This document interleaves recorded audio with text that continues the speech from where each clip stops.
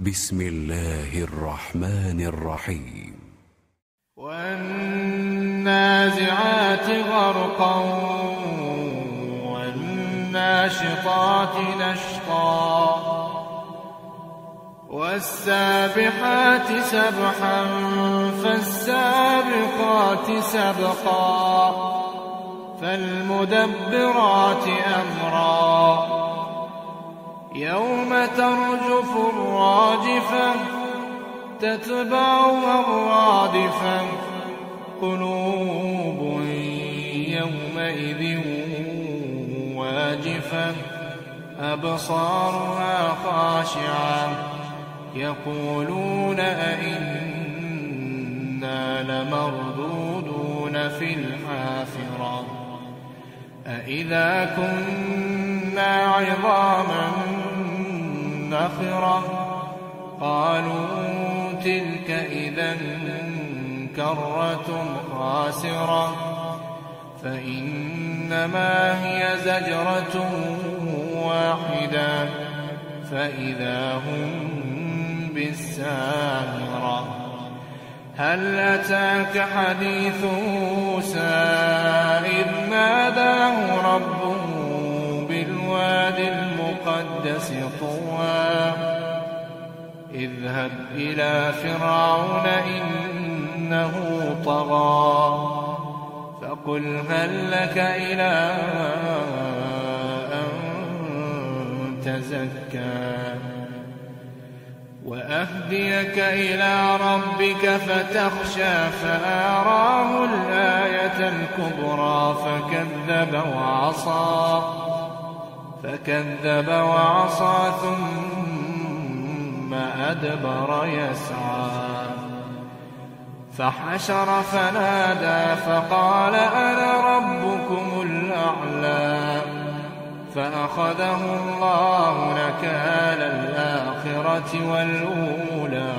إن في ذلك لعبرة لمن يخشى أأنتم أشد خلقا أم السماء بناها رفع سمكها فسواها وأغطش ليلها وأخرج ضحاها والأرض بعد ذلك دحاها أخرج منها ماءها ومرعاها والجبال أرساها متاعا لكم ولأنعامكم فإذا جاءت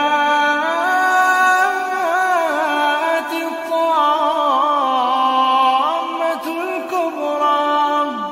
يوم يتذكر الإنسان ما سعى وبرزت الجحيم لمن يرى فأما من طغى وآثر الحياة الدنيا فإن الجحيم هي المأوى وأما